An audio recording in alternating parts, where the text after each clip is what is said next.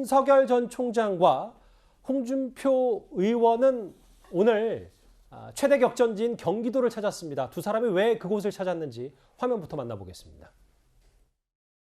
영세 소상인 분들께서 코로나 피해가 어땠는지 좀 회복이 돼 가고 계신지 그런 걸 좀 보려고 여기 송우리 시장에 왔습니다. 아직도 많이 어려우시고 그래도 용기 내서 이렇게 버티시는 거 보니까 저도 좀 마음이 짠하지만 어쨌든 저희가 이번에 반드시 정권 교체해서 이분들 더욱 따뜻하게 보듬겠습니다.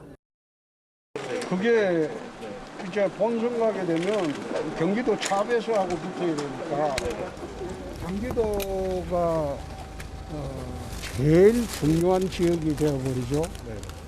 그래서 오늘 마지막 일정은 경기도 여기로 왔습니다.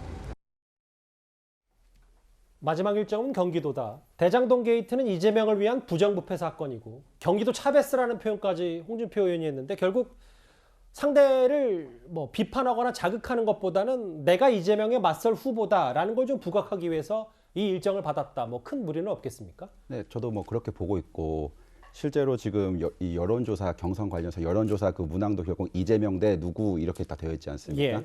그러니까 당연히 그 이재명 후보를 의식할 수밖에 없죠. 그리고 또 경선의 마무리를 하면서 결국은 이 운동의 그 대서사가 어쨌든 종료돼야 할 것인데 경기도만큼 그 이상의 장소가 어디 있겠습니까? 그래서 둘 다 이렇게 그 선택을 한 것으로 보입니다. 예. 지지층을 향한 윤석열 전 총장과 홍준표 의원의 목소리도 저희가 한번 화면을 준비했는데요. 들어보겠습니다. 아직 안 끝났고 오늘만 저녁까지 최선을 다하겠습니다. 최선을 다하는 것밖에 달리 드릴 말씀이 없습니다. 제가 일어선 것은 2030들의 절반에 가까운 50% 넘는 압도적인 지지를 바탕으로 다시 일어났습니다. 우리 당이 대선에 이기려면 청년층의 지지가 없으면 대선을 이길 수가 없습니다. 대선 본선에 가게 되면 여러분들이 정권 교체에 가장 중요한 역할을 하는 그런 전사가 되어야 됩니다. 두 후보의 목소리 만나봤고요. 그러면 윤석열 캠프와 홍준표 캠프에선 각각 현재 판세를 어떻게 보고 있는지 그 영상도 준비했습니다. 저희들은 승리를 확신하고 있고 장담하고 있고 여러 가지 지표를 종합해 본 결과 저는 한 2자리 숫자 차이로 이긴다 이렇게 보고 있습니다. 잘하면 저희는 이제 열기와 막판에 이제 상승세에 확 있기 때문에 바람을 탔으니까 이길 수도 있다. 예. 두 자릿수 격차로 이길 걸로 보고 있다. 5%포인트 차이로 우리가 이길 것이다. 숫자 차이가 좀 있네요. 이도원 의원님. 이거 어떻게 받아들이셨어요? 둘 다 가능성이 있죠. 굉장히 박빙일 수도 있지만 의외로 이렇게 차이가 많이 나는구나. 그렇게 될 수가 있습니다. 지난 4월 7일 서울 부산시장 그 보궐선거를 앞두고 안철수, 오세훈 두 분이 치열하게 경쟁을 했죠. 이틀간 여론조사를 했는데 첫날 여론조사가 다 끝났어요. 나중에 이제 안철수 후보가 그 얘기를 하는데 그때 진 줄 알았다고 합니다. 첫날에 그 여론조사가 다 끝났다는 거는 많은 사람들이 기다리다가 한꺼번에 했다는 건데 그거는 조직 그리고 쏠림 두 가지 현상이라는 거거든요.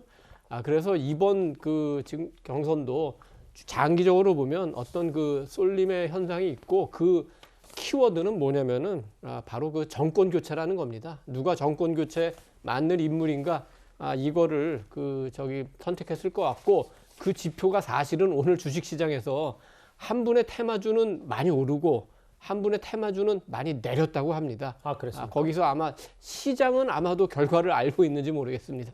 잠시만요. 중요한 얘기를 해주셨는데 물론 제가 지금 듣기로도 국회에서 전해 듣기로도 여론조사도 다 끝났다고 들었거든요. 샘플이 다 표집이 돼서. 앞서 말씀하셨던 어떤 테마주가 올랐고 어떤 테마주가 떨어졌습니까? 한 후보의 테마주가 오르고 한 후보의 테마주가 내렸는데 그걸 굳이 얘기하면 좀 너무 잔인하지 않을까요? 알겠습니다. 궁금한데요. 제가 좀 찾아봐야 되나요? 김수민 평론가님. 두 자릿수 격차 5% 차이. 이 부분에 대해서 각 캠프별로 어떤 분석을 통해서 이렇게 결과가 나왔다고 생각을 하세요? 저는 이거는 일종의 기세 싸움이다라고 봅니다. 과학적인 분석에 근거했다기보다는 이것은 사실 뭐 여론조사라든지 이런 부분들, 일반 여론조사는 좀 짐작을 하기가 쉽습니다. 그 전에 해뒀던 여론조사들이 있기 때문에 거기서 경향성을 찾을 수 있는데 당원 투표 부분은 여전히 미지수로 남아있다라고 보거든요. 근데 어쨌든 뭐 전반적으로 승세는 윤석열 후보에게 있다라는 것이 대체적인 관측이기도 하고 그런 의미에서 이제 윤석열 후보 측은 넉넉하게 이길 것이다. 라고 얘기를 하는 것이고 예. 이제 홍준표 후보 측은 좀 현실적으로 또 얘기를 하니까 판이 완전 뒤집어졌다 이렇게 표현하기보다는 근소하게 결국 역전할 거다 이렇게 또 양측에서 얘기를 하고 있는 것이죠. 예. 그리고 양측의 설명을 종합을 하자면은 글쎄요 뭐 어쨌든 좀 기울어진 운동장인 건 맞았다. 윤석열 후보 쪽으로 유리하게. 아하. 네, 근데 막판 기세는 또 홍준표 후보가 어느 정도 잡은 것은 아니냐. 추격 정도는 하는 거 아니냐. 이렇게 좀 종합을 해볼 수 있을 것 같습니다. 앞서 저희가 김경진 의원님께도 질문 드렸던 ALS 투표율, 그러니까 고령층 당원 응답 비율이 윤 전 총장에게 유리한 거 아니냐. 그런데 사지선다 조사와 다시 질문을 묻는 거는 홍준표 의원에게 유리하다. 근데 이제 어쨌든 국민 여론조사 결과가 결국 홍준표 의원의 판세를 결정할 것이다. 뭐 이게 핵심이겠네요. 근데 우리가 지금 1차 컷오프를 했고 2차 컷오프를 했고 지금 내일이 마지막 3차 아니겠습니까? 그러면 1차, 2차 때 당원 투표의 경향이나 방향성을 우리가 봤던 게 있지 않습니까?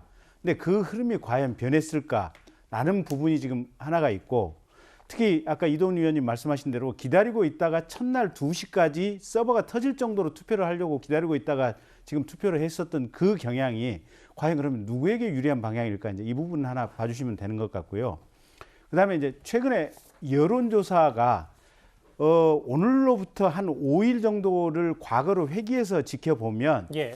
그 가령 5일 이전에 5일부터 한 15일까지 사이에서는 여론조사가 홍준표 후보가 앞서는 여론조사들이 상당히 있었는데 최근 5일 동안의 여론조사는 거의 대부분이 윤석열 후보가 앞서는 여론조사입니다. 저것도 지금 저 엠브레인 퍼블릭 같은 경우도 예. 저것도 전화 면접원 조사거든요. 전화 ARS 조사를 하면 윤석열 후보가 월등히 앞서지만 전화 면접원 조사를 하면 윤석열 후보가 조금 빠지는 경향이 있는데 예. 전화 면접원 조사를 해도 지금 동률의 수치가 나온 겁니다. 그러니까 예. 최근에 5일 동안에 완전히 지금 기류가 바뀐 일반 여론조사 흐름이 대부분 그렇게 나타나고 있기 때문에 아까 권성동 의원이 말한 것처럼 저희는 수치의 차이가 도대체 얼마만큼 날 것이냐 이게 관심사이고 두 자리 수치 이상 넉넉하게 이길 것이다 이렇게 지금 추정을 하고 있는데 어쨌든 내일 까보면 알 수 있을 것 같습니다. 뭐 까본다기보다 뚜껑을 열어보면이라고 열어본다. 제가 순화를 네. 하고요. 김 의원님이 여러 논평을 해주셨는데 네. 여론조사 부분은 상당히 예민하고 민감해서 네. 대부분 여론조사가 윤 전 총장에게 우호적이다라는 발언은 잠깐 드러내겠습니다. 왜냐하면 네. 그 대부분을 저희가 10개든 20개든 다 짚어야 되는데 네. 그런지를 못하니까 그러면 일단 제가 이렇게 표현을 이 해보겠습니다. 부분만 할게요. 이 부분. 예, 엠브레인 저거 봐주시면 되고 중앙선관위 홈페이지에 들어가 보면 예. 모든 선거에 관련된 여론조사가 거기 등록이 돼 있습니다. 네. 그래서 시청자들께서 중앙선관위 홈페이지에 들어가서 최근 5일 동안 발표된 여론조사 지표가 어떻게 나왔는지 그 예. 부분만 좀 보시면 될 것 같습니다. 알겠습니다. 이 부분은 좀 중요한 부분이어서요. 네. 제가 한번 짚어봤습니다. 이동훈 의원님. 네. 그런데 이 여론조사에도 계속해서 동률 혹은 뭐 동률이라는 표현보다는 오차범위의 접전이다. 이 부분이 결국은 이제 그 국민의힘의 투표율도 흥행으로 이끈 건 아닌가. 뭐 이런 관측들이 좀 많습니다. 그렇죠. 중요한 이제 그 접전이 벌어지니까 관심이 많고 그러다 보니까 투표를 많이 했는데 지금 이제 이 여론조사에서 우리가 알 수 있는 거는 그동안 이제 우리가 흔히 쉽게 얘기해서 이제 당심은 윤석열, 민심 정확하게는 여론조사는 홍준표 이렇게 해왔고 실제로 최근 그 일주일, 2주일 이렇게 넓혀서 보면은 홍 후보가 상당히 여론조사에서 앞선 조사가 많았던 건 사실입니다. 그렇지만 어쨌든 이 조사에서는 동률이고 특히 지금 이 엠브레인 퍼블릭을 포함한 이 4개사의 조사는 옳고 그르다가 아니라 추세적으로 여당 후보에게 조금 많이 나오고 윤석열 후보에게는 조금 숫자가 적은 그런 추세를 보여왔던 조사 기관이기 때문에 여기서 윤석열 후보가 홍준표 후보하고 동률을 기록했다는 거는 여론이 많이 좁혀졌다는 거고 그렇다면 여론이 좁혀졌는데 그동안의 당심, 이른바 당심에서는 상당히 윤석열 후보가 앞서 있는 걸로 돼 있었는데 그럼 거긴 좁혀졌는가? 그렇지 않다는 또 그 여론조사도 있기 때문에 여론조사는 늘 말할 때 뭐 민감합니다만 그것만 놓고 보면은 여론조사는 좁혀지고 당심, 그러니까 국민의힘 지지자 내지는 당원 설문조사 이 결과는 좁혀졌다는 얘기가 없는 걸로 보면은 그러면은 윤 후보가 조금 유리하겠다 이런 분석을 할 수 있는데 어제 똑같은 얘기를 제가 했더니 어떤 분이 전화를 해서 왜 이렇게 윤석열 후보에게 유리한 얘기를 하냐 했더니 했기 때문에 약간 말하기가 조금 더 조심스러워지는 것 같습니다. 다 말씀하셔놓고 뭘 또 갑자기. 지지정당별 보면 국민의힘 지지층에서는 34대 53 그리고 민주당 지지층에서는 25대 5 일단 이런 여론조사의 흐름을 한 번은 파악할 수 있습니다. 일단 내일이면 묻는 자는 한 명입니다. 내일 민주당 이제 반대인 민주당에는 이재명 후보가 준비되어 있고요. 그리고 국민의힘의 최종 후보가 결정이 되는데요. 민주당의 이른바 명락대전 못지않게 국민의힘 경선도 신경전이 꽤 치열했기 때문에 내일 최종 후보가 결정이 되더라도 봉합이 쉽겠냐라는 의견도 꽤 있습니다. 마지막 토론회 화면 하나 준비했습니다. 상구팔이라는 후보란 그 이야기 들어보셨죠? 20대에는 3%, 30대에는 9%, 40대에는 8%. 그거 가지고 본선 치르기 어렵습니다. 소위 이제 뭐 홍준표라고 안 하고 꿔준표라 그래서 본선에 가서는 전부 민주당 찍을 사람들인데 그걸 확장성이라고 생각을 하십니까? 이재명 이기는 후보는 저밖에 없지 않습니까? 거기에 무슨 역선택이란 말이 나올 수가 있습니까? 지금 우리 경선이지 실제 본선에 들어갔을 때 그 표가 그대로 홍준표 후보를 지지할 거로 생각하십니까?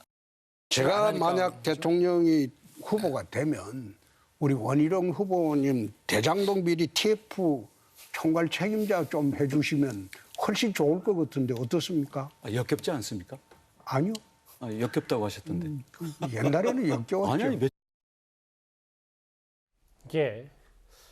여야가 국민의힘 경선 뒤에 원팀 가능성을 바라보는 시각도 꽤 있는데요. 꽤 다릅니다. 화면을 준비했습니다. 이제 선거 후가 더 중요합니다. 화학적 결합은커녕 갈수록 결속력이 저하되는 민주당을 반면교사 삼아 우리 당의 모든 당원과 지지자들은 의견을 모아야 합니다. 경선 결과 예측은 좀 쉽지 않지만 분명하게 말씀드릴 수 있는 건 경선 후유증은 심각할 거다. 기계적인 결합은 뭐 어떻게든 뭐 이뤄낼 수 있는데 화학적 결합까지는 가능성이 전무하다라고 봅니다. 상대당인 여당의 윤건영 의원이 김종인 전 비대위원장 등판에도 윤석열, 홍준표 혹은 원희룡, 유승민 이 원팀 되기 힘들 거다라는 분석을 좀 했거든요. 뭐 윤건영 의원이야 당연히 저럴 수 있겠지만은 이 지금 경선이라는 과정이 상대적으로 당연히 자기가 그 후보가 되기 위해서 하다 보면은 어느 정도 상대방에 대한 약간의 그 비하도 할 수 있는 것이고 서로가 다 프로기 때문에 그런 것에 크게 문제를 삼을 거라고 생각하지 않습니다. 특히 상대 후보가 결국은 대선 후보가 되기에 그 적격이다. 어쨌든 간에 치명적인 결함을 갖고 있지 않다. 이런 공감대가 형성된다면은 원팀을 이루는 데는 문제가 없다고 생각합니다. 이걸 가지고서 뭐 명락대전 못지않다 이런 식으로 평가를 하는데 근본적으로 다른 것이 그 명락대전의 경우에는 결국은 이재명 후보의 그 대장동 사태가 문제가 되어 가지고서 마지막에는 그 결과도 상당히 달라지지 않았습니까? 또 지금 이게 4.45인 문제도 있어 가지고서 가처분도 현재 그 이낙연 후보의 지지자들이 그렇게 했었고 근본적으로 또 결국은 이낙연 후보의 지지자들 중에 상당수는 이재명 후보를 지지하지 못하겠다라는 그런 여론이 팽배하기 때문에 그런 것이고 그러니까 유농대전과 그 명락대전을 같은 급으로 구별할 건 아니라고 생각합니다. 어제 오늘 그 국민의힘 경선 분위기를 보면 뭔가 좀 달라지지 않았습니까? 후보 간에 캠프 간에 그렇게 아주 치열한 그 상호 공격을 하지 않고 있어요. 어느 정도는 이제 마무리하고 내일을 준비하는 겁니다. 국민의힘에 적어도 굉장히 아름다운 전통 하나가 있습니다. 2007년 한나라당 대통령 후보 경선 때 그날 패배한 그 박근혜 후보가 즉석에서 그 패배를 승복하고 이명박 후보를 돕겠다는 승복 연설을 했죠. 그때부터 그 이후에 지금 그 국민의힘에서는 경선 불복이라든지 원팀을 해치는 그런 행위는 거의 없었다고 봅니다. 그래서 저는 그 원희룡, 유승민, 윤석열, 홍준표 네 후보가 내일 아침에 두 개의 봉투를 가슴에 품고 그 전당대회에 간다고 봅니다. 왼쪽에는 후보자 수락 연설, 오른쪽에는 패배 승복 연설. 그래서 누가 승리를 하든 그 연설을 할 것이고 나머지 세 후보는 현장에서 승복하는 연설을 하게 될 거고 만약에 그렇게 된다면은 여당과는 달리 굉장히 그 컨벤션 효과도 나올 수 있다고 봅니다. 내일 오후 2시입니다. 이재명 후보에 맞설 국민의힘의 최종 대선 후보가 결정이 되는데요. 많이 주목이 됩니다. 저희도 한번 잘 준비하고 지켜보겠습니다. 이 주제는 여기까지고요. 다음 주제 여당의 대선 레이스 얘기 좀 해보겠습니다.